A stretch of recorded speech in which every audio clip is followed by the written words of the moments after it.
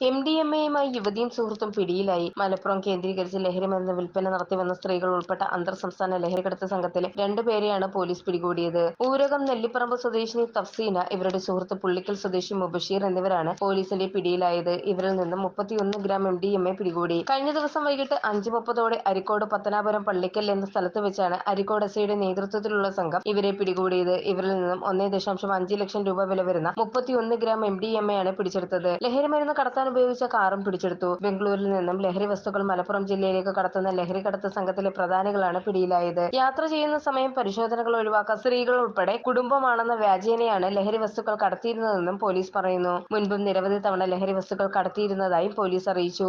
ഇവർ ഉൾപ്പെട്ട ലഹരി സംഘത്തെക്കുറിച്ച് വ്യക്തമായ സൂചന ലഭിച്ചിട്ടുണ്ട്. ഇവരെ നിരീക്ഷിച്ചു വരികയാണെന്നും പോലീസ് അറിയിച്ചു. ഇവർ ഉൾപ്പെട്ട സംഘത്തെക്കുറിച്ച് പോലീസിന് വ്യക്തമായ സൂചന ലഭിച്ചിട്ടുണ്ട്.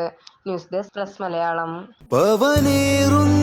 തങ്കമാണു നീ, ഒളിമായാത്ത തിങ്കളാണു നീ,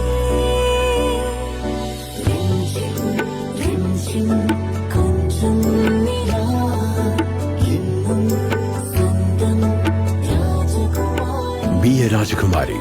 Rajakumari Gold and Diamonds. The trust of Travancore. രാജകുമാരി.